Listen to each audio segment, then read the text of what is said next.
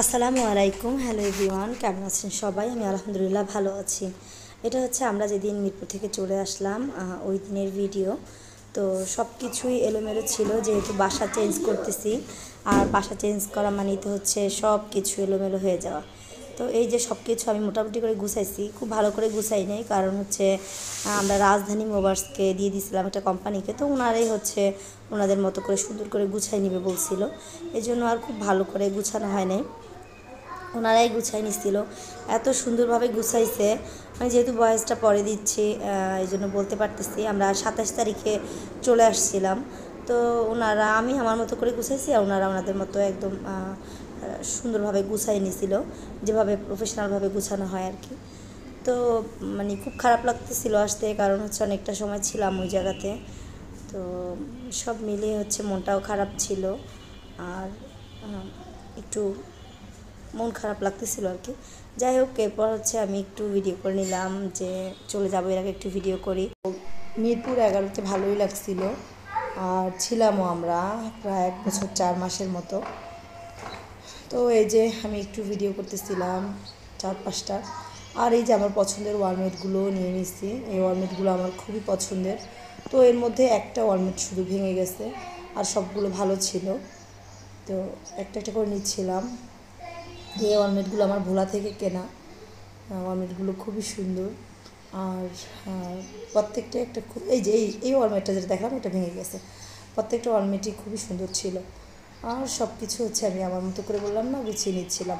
যাই হোক, আর রাত্রে ভাবলাম যে কিছু একটা রান্না করতে হবে। তো একদম সিম্পল রান্না করলাম, চিংড়ি মাছ ভুনা করে নিলাম টমেটো দিয়ে।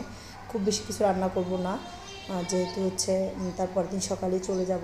তো ওইটা ছিল হচ্ছে রাতের ভিডিওটুকু, মানে আগে পরে করে আর কি ভিডিও করছি। তো এই যে, আর এটা হচ্ছে নতুন বাসা চলে আসার পরের দিন, প্রথম দিন আর কি, যেদিন আসলাম ওই দিন।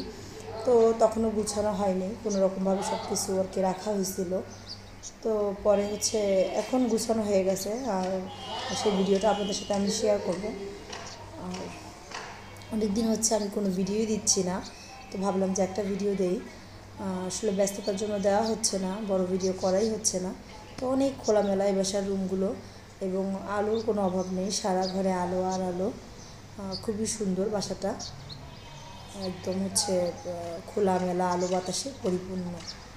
আর এই যে দেখেন, আমি দেখাচ্ছি রাজধানী মোবার্স, ওই কোম্পানিটা কত সুন্দরভাবে হচ্ছে এগুলোকে মানে করছে, নিয়ে আসছে এত সুন্দরভাবে। কাঁচের মালগুলোকে ওরা মানে প্যাকেট করে নিচ্ছে, কাগজ দিয়ে মুড়িয়ে নিচ্ছে খুবই সুন্দরভাবে। মানে ওনাদের প্রত্যেকটা কাজই খুব ভালো হয়েছে, এবং আমাদের কোনো কিছুই ভাঙেনি, শুধুমাত্র একটা ওয়ালমেট একটু ভাঙছে, এটা হতেই পারে।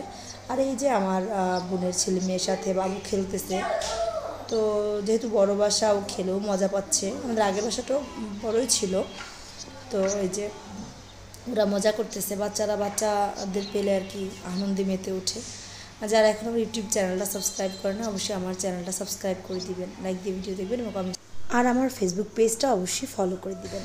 আর এই যে বাবু আসা উপলক্ষে ওর খালামণি হচ্ছে ওই জন্য একটা ওয়েলকাম কেক আনছিল, আর সেটাই হচ্ছে বাবু কাটলো। তো সবাই মিলে অনেক আনন্দ করছিলাম আর কি। সবাই ভালো থাকবে, দেখা হবে নেক্সট কোনো ভিডিওতে। আল্লাহ হাফেজ।